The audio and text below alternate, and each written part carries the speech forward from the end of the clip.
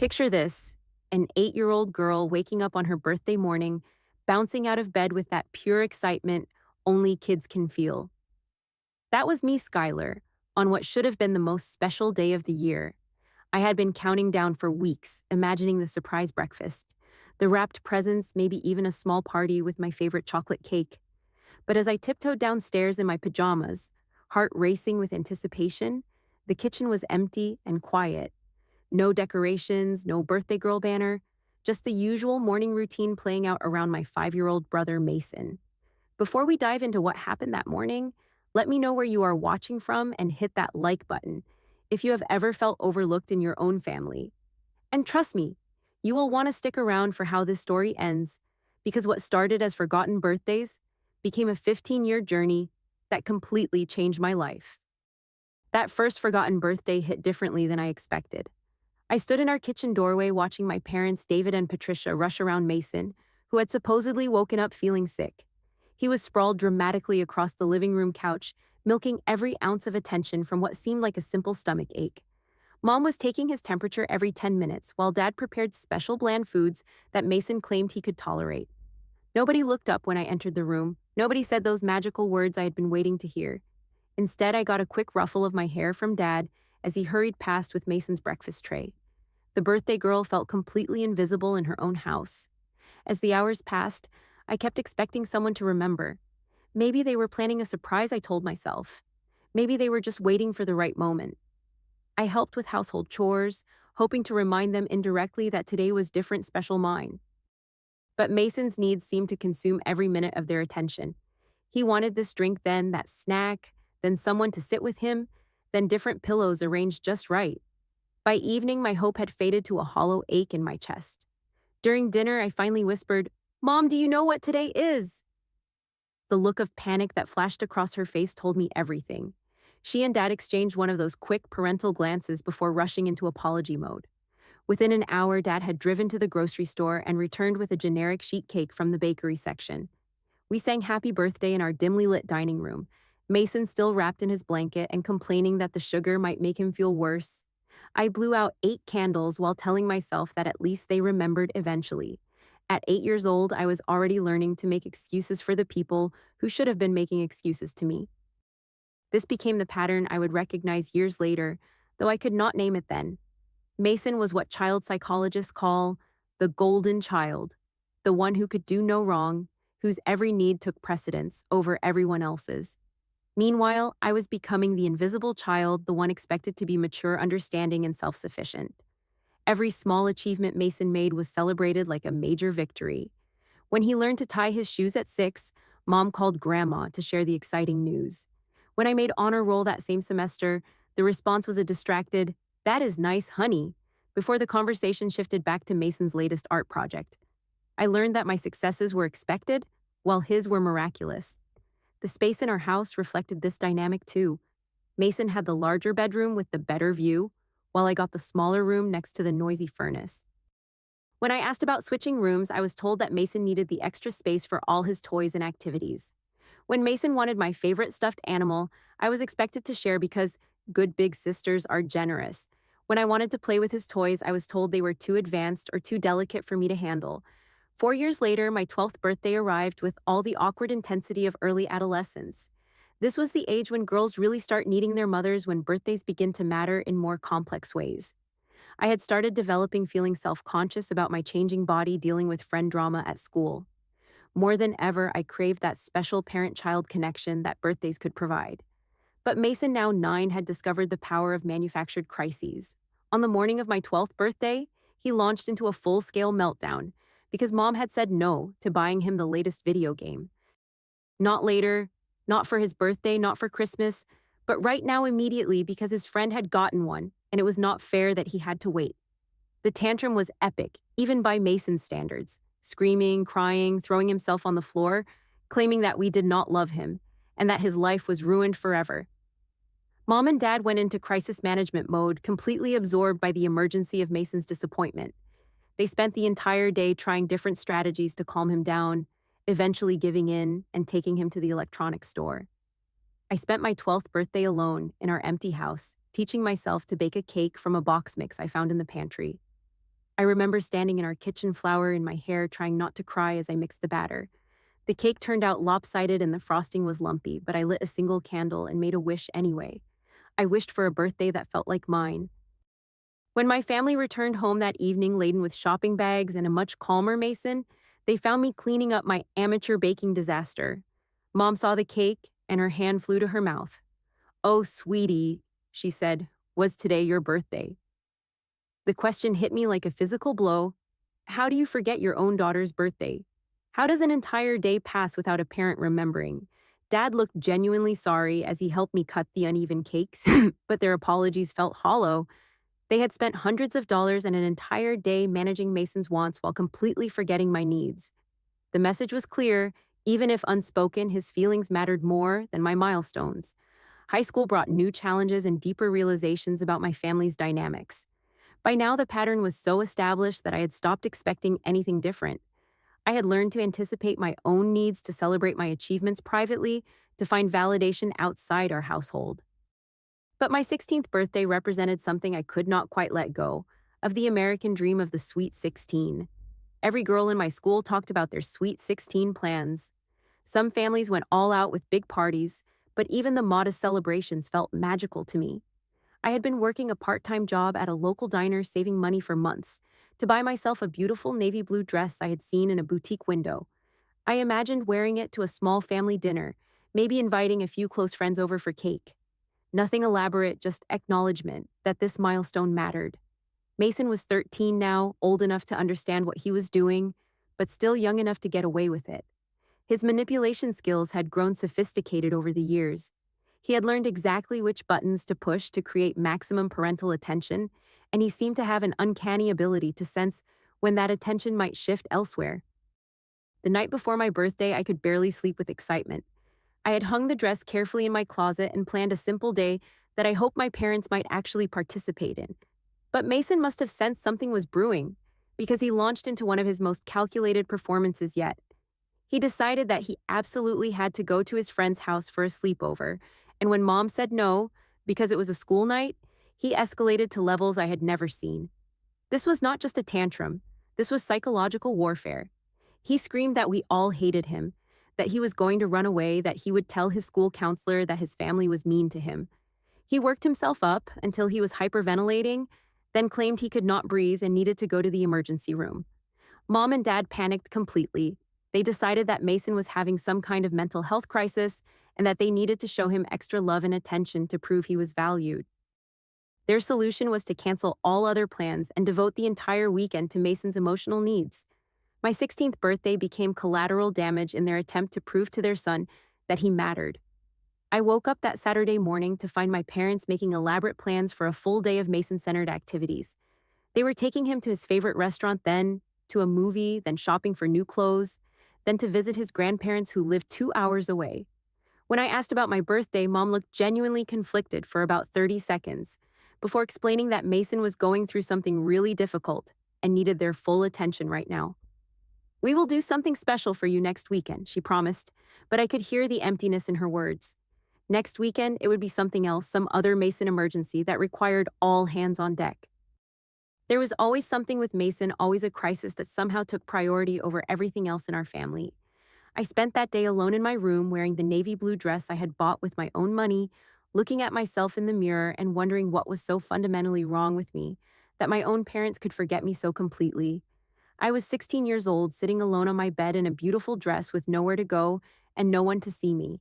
The psychological impact of being consistently overlooked had started to reshape my personality in ways I would not understand until years later.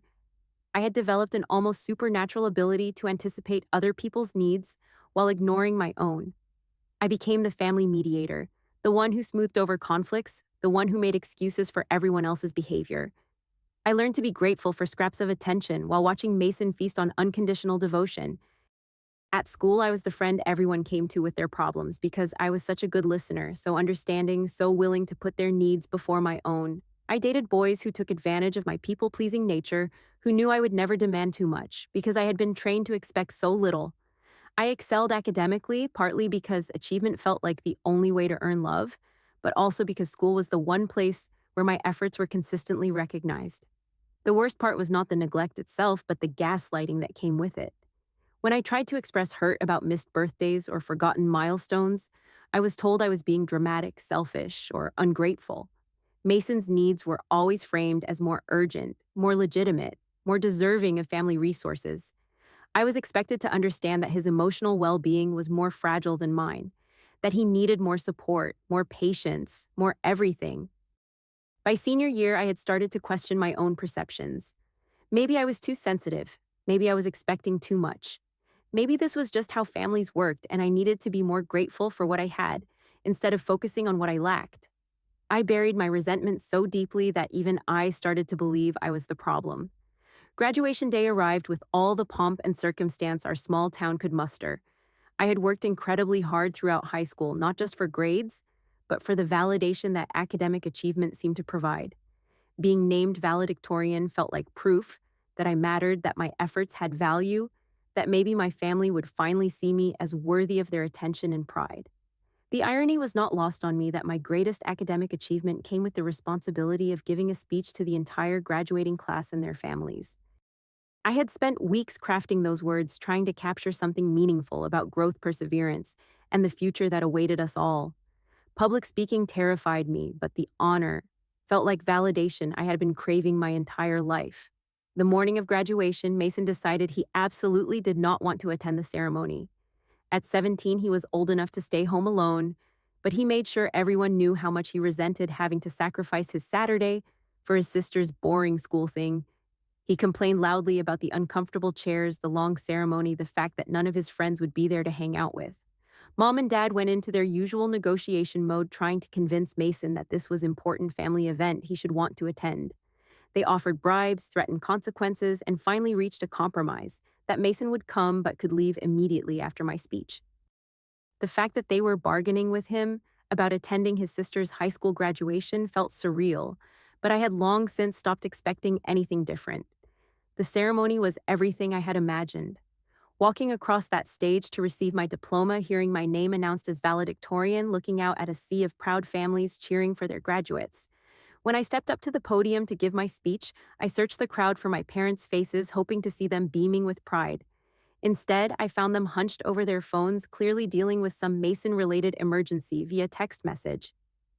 Even during my moment of triumph, even when I was literally on stage, speaking to hundreds of people about the future we were all heading toward, they were mentally elsewhere, managing their golden child's emotional needs from a distance.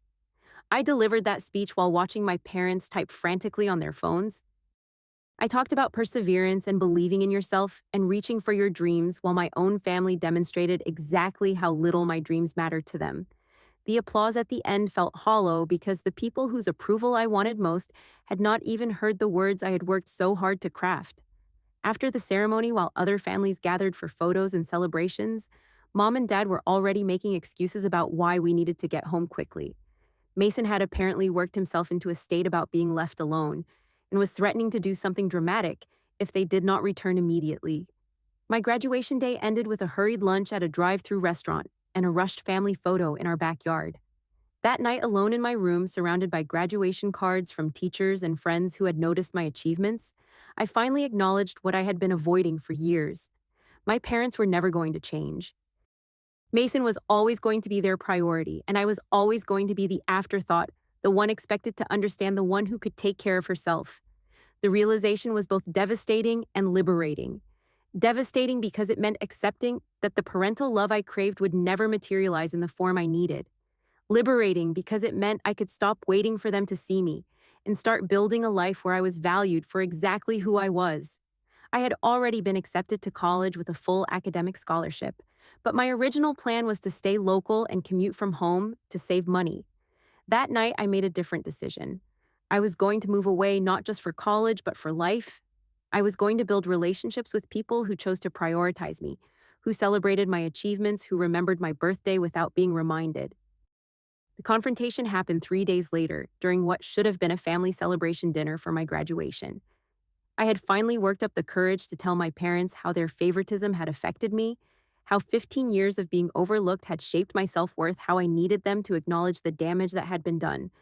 Their response was exactly what I should have expected, but still somehow shocking. Dad accused me of being jealous of Mason and ungrateful for everything they had provided. Mom cried and said I was being cruel, that Mason had always been more sensitive and needed extra attention, that I was strong enough to handle being more independent. They turned my pain into evidence of my character flaws rather than their parenting failures. When I told them I was moving out immediately, instead of waiting for college to start in the fall, they assumed it was typical teenage rebellion that would blow over in a few days. They had trained me so well to be accommodating and understanding that they could not imagine me actually following through on such a dramatic decision. But I had already been planning my exit strategy throughout senior year. I had saved money from my part-time job, researched apartments near my college campus, and identified opportunities for summer employment.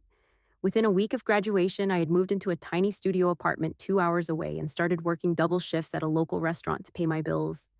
The first few months of independence were harder than I had anticipated, but they were also revelatory.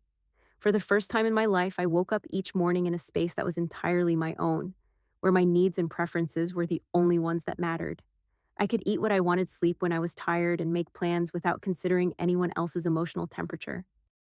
College started that fall with all the overwhelming excitement and terror that comes with beginning a new chapter of life. But unlike my classmates who called home daily and visited every weekend, I had deliberately created distance from my family. I changed my phone number and did not share my new address.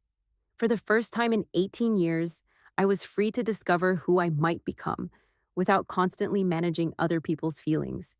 The academic environment suited me perfectly. Professors noticed my work ethic and intellectual curiosity. Study groups appreciated my reliability and collaborative spirit. I joined clubs where my contributions were valued and made friends who invited me to their family gatherings when they learned I would be spending holidays alone. What surprised me most was how much energy I had when I was not constantly monitoring Mason's moods or anticipating my parents' needs. I threw myself into my studies with an intensity that impressed even my most ambitious classmates. I double majored in business and psychology, partly because I was fascinated by family dynamics after living through such a dysfunctional example, but mostly because I wanted to build a career that would give me complete financial independence. By sophomore year, I had started my own small tutoring business, helping struggling students with writing and study skills. The work was rewarding both financially and emotionally, because it was the first time I had been paid for helping others, instead of being expected to provide that labor for free. I was good at recognizing what people needed and creating systems to help them succeed, skills that had been developed through years of managing my family's dysfunction. The tutoring business grew quickly through word-of-mouth recommendations. Parents were impressed by my professionalism and the measurable improvements their children showed under my guidance.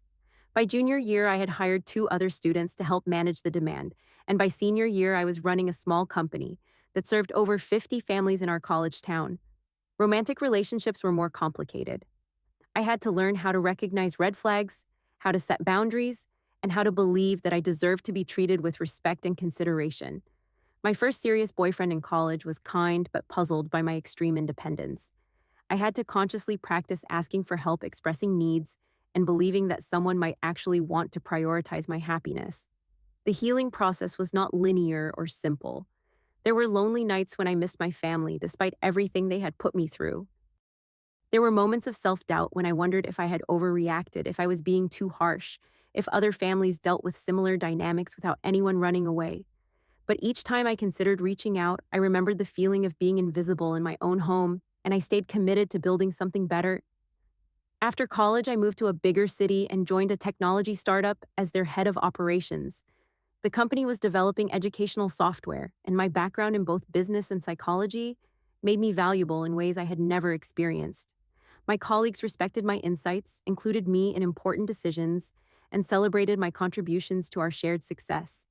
Within 3 years, I had been promoted twice and recruited by a competitor who offered me a position as director of product development. The work was challenging and meaningful, and for the first time in my life, I was making enough money to live exactly as I wanted. I bought a small condo in a neighborhood I loved, furnished it with things that made me happy, and created traditions that honored who I was becoming rather than who I had been expected to be. My 25th birthday was the first one I celebrated exactly as I wanted.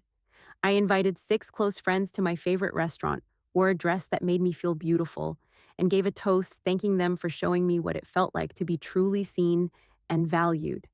We laughed until midnight, and I went to sleep that night feeling completely content with the life I had built.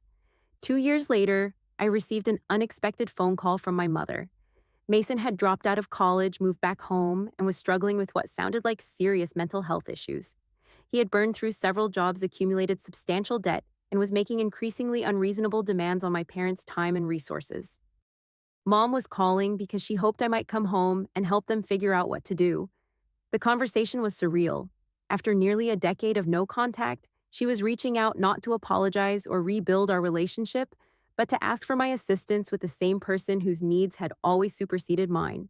She seemed genuinely surprised when I declined, as if she could not understand why I would not drop everything to help manage Mason's latest crisis. I felt sad for them, but not responsible. I had learned to distinguish between empathy and obligation, between caring about someone's well-being and sacrificing my own stability to manage their choices. Mason was an adult who would need to face the consequences of his decisions, and my parents would need to learn how to set boundaries instead of enabling his dysfunction. That conversation confirmed that I had made the right choice in walking away. Nothing fundamental had changed in their family system. Mason was still the center of their universe, and everyone else was still expected to orbit around his needs. The only difference was that I was no longer available to be their backup plan when their golden child strategy inevitably failed. A few months later, I met Jordan at a professional conference where we were both presenting workshops on leadership development. They were smart, funny, and had an emotional intelligence that impressed me immediately. When they asked me out for coffee after my presentation, I said yes, partly because I was attracted to them, but mostly because they had spent 20 minutes asking thoughtful questions about my work before expressing any personal interest. Jordan came from a loving, functional family where birthdays were celebrated enthusiastically and achievements were shared with genuine pride. Being welcomed into their family traditions felt like discovering a foreign language I had always wanted to learn. Their parents remembered details about my career, asked follow-up questions about projects I was working on, and included me in holiday celebrations without making me feel like an obligation or an afterthought. Last year, I started my own consulting company specializing in organizational psychology and leadership development. The business has grown faster than I ever imagined, partly because I understand how dysfunction operates and can help companies identify and address toxic patterns before they destroy team morale. My personal experience with family scapegoating has made me exceptionally good at recognizing workplace dynamics that mirror those same destructive cycles. This year, I celebrated my 29th birthday surrounded by chosen family who had driven hours to be with me, who had planned surprises that reflected their deep knowledge of what makes me happy, who toasted to my success with genuine enthusiasm. Jordan gave a speech about how my resilience and compassion inspire them daily, and I realized that the love I had been seeking my entire childhood was not actually missing from my life. I had just been looking for it in the wrong places. Sometimes people ask if I regret cutting contact with my biological family, and the answer is complicated.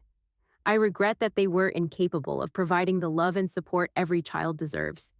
I regret that Mason never learned to regulate his emotions or consider other people's needs because he was never required to do so. I regret that my parents wasted so much energy managing crises instead of building genuine relationships with either of their children. But I do not regret choosing myself. I do not regret walking away from people who consistently demonstrated that my well-being was less important than their comfort. I do not regret building a life where my birthday is celebrated, my achievements are acknowledged, and my presence is genuinely valued, rather than simply tolerated. The most important lesson I learned is that family is not just about biology or obligation. Family is about people who choose you consistently, who show up for your important moments, who remember what matters to you and act accordingly. Sometimes the family that raises you is not the family you need, and recognizing that difference can be the first step toward finding where you actually belong. Your worth is not determined by how others treat you, especially during your most formative years. The people who are supposed to love you unconditionally sometimes fail at that job spectacularly, and their failure says everything about their limitations and nothing about your value. Learning to parent yourself to provide the validation and celebration you never received is one of the most powerful things you can do. Forgiveness, I discovered, does not require reconciliation. I can forgive my parents for their failures while still protecting myself from further harm. I can wish them well while maintaining boundaries that preserve my peace. I can acknowledge that they probably did the best they could with their own limitations while still holding them accountable for the impact of their choices. Today, when I wake up in my sun filled bedroom, next to someone who loves me fully, when I go to work at a company I built from nothing, when I make plans with friends who prioritize our relationship, I am grateful for every difficult lesson that taught me to value myself enough to demand better. Sometimes the greatest gift you can give yourself is the permission to be your own priority for once. And I wish I had learned that lesson 15 years sooner than I did. What parts of the story resonated most with you? And have you ever had to choose between family loyalty and your own well being? I would love to hear your thoughts in the comments below. And if this story helped you feel less alone in your own family struggles, please hit that like button and subscribe for more real life stories about overcoming difficult relationships. Share this with anyone who might need to hear that their worth is not determined by how their family treats them. And remember that sometimes walking away is the bravest choice you can make. Thank you for listening to my story, and I hope it reminds you that you deserve to be celebrated, not overlooked.